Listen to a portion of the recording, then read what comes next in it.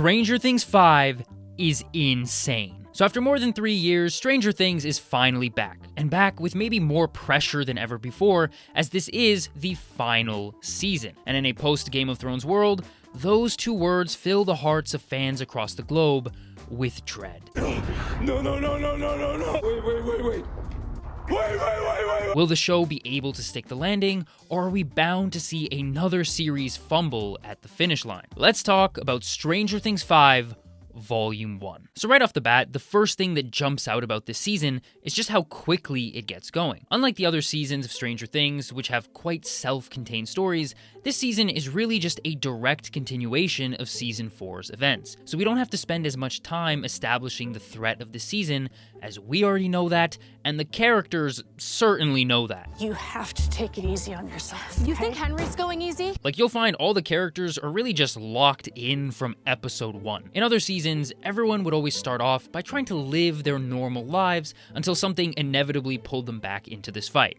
But here, all of them have pretty much given up on that, and they're just putting all of their focus and attention towards Vecna. And it stays this way across all 4 episodes. Our characters are constantly planning and executing at a pretty relentless pace as we just go from event to event with very little time to breathe throughout this first batch of episodes. And this is both a good and bad thing for me. On the one hand, there's no denying that the show is riveting and has a lot of momentum and will certainly never leave you bored. But at the same time, I couldn't help but feel that something was a little bit missing during these episodes. Like, as good as they were, I found myself wanting the show to slow down a bit, allow itself some time to breathe, and just spend more time with these characters. Because even though we technically spent nearly 5 hours with them in this volume, at the same time, I feel like I spend almost no time with these characters because we're constantly just running from plot point to plot point. Again, very exciting, but it does come at the expense of some of those character moments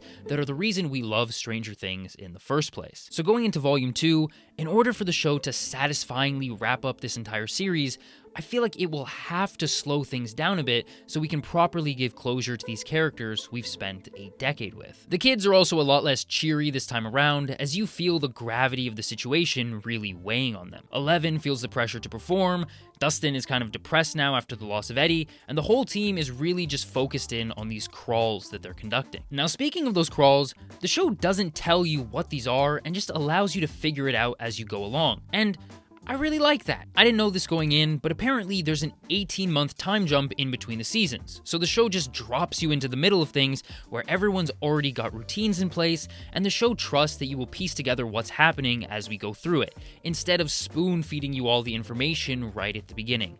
And this makes for a much more engaging viewing experience. In a lot of ways, this season feels similar to the later Harry Potter movies, another series that got darker over time and gradually had less time for its kids to just be hanging out doing fun kid things, because coincidentally, they were also a bit too preoccupied with the threat of a noseless wizard who used to have a really sharp jawline. Now, if there's one character that gets elevated this season, it's my boy William, aka Bran Stark, who's now able to warg into the minds of Vecna and his Demogorgons. In the past few seasons, it felt like Will's just constantly being tortured, and I feel like we were all waiting for him to finally get some agency in the show, and that's exactly what we finally get to see here. He's got this really nice pairing with Robin, and I think these two characters are kind of the perfect combination. Being two gay characters in a time where gayness is far less accepted means they both have personalities that are filled with doubt and are unsure where they belong and fit in. And Robin is able to sort of guide Will on his journey this season. She sees Will's relationship with Mike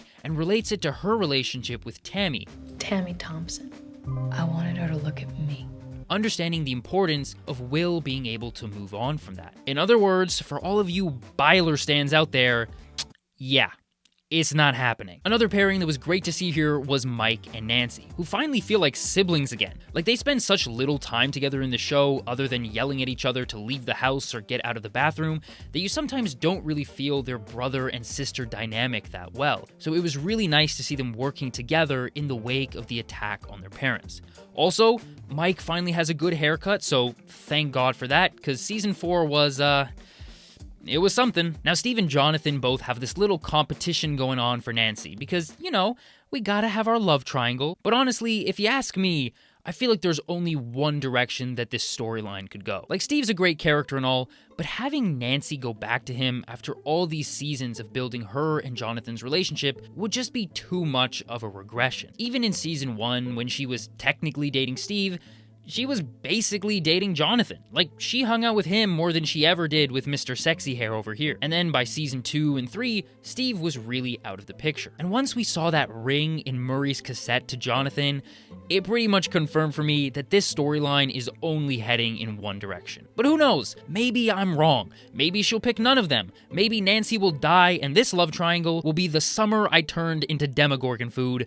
Who knows? Now, in my opinion, one of the things the show was at risk of losing this season was its mystery elements. Because at its heart, Stranger Things has really always been a mystery show. If you go back to season 1, this whole thing started with a kid going missing and all of our characters trying to piece together what happened to him and who's behind all these crazy things that keep happening in Hawkins. But after the events of season 4 that gave us so many answers, I was afraid the show wouldn't be able to tap into that mystery and intrigue anymore. But luckily, they found a way to do it via Holly Wheeler? Yes, Holly's storyline with Mr. Whatsit, who we now know is Henry, is one of the most intriguing throughout Volume 1 and even going into Volume 2, as I feel there's still so much to be learned about what's going on in this dream world with all of Vecna's memories. Like, why won't he enter that cave? What's the story behind that memory of young Joyce back in her school days?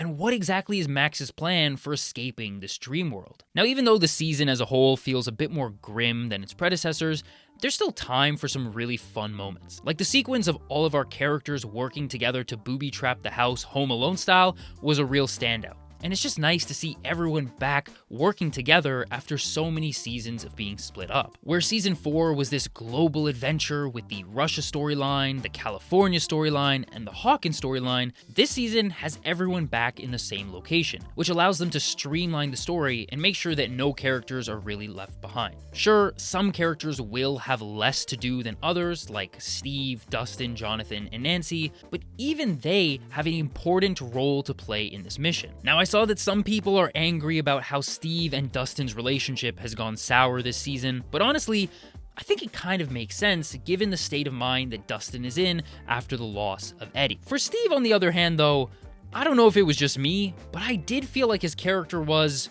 a little bit strange this season. Like, through the first 4 episodes, he's really just sassy and not much else, so I do hope he becomes a little bit less one-dimensional going into Volume 2. But of course, the episode that has everyone buzzing the most is Episode 4, Sorcerer. And for good reason. We see the return of Vecna, who now has even more aura, just coming out, dropping bodies like he's Darth Vader. We see the return of number 8 from everyone's favorite episode of the show, and the last 20 minutes of this episode is one of the most incredible action set pieces that we've ever seen in a TV series, with the huge reveal of Will's powers. But I'm gonna say something that I haven't seen anybody else bring up. I think they might be overdoing it with the whole happy memories and powerful thoughts save the day cliche. Like in season 4, with Max's running up that hill sequence, the show found a really clever, specific way to incorporate the power of positive thoughts and memories into the show so that it actually made logical sense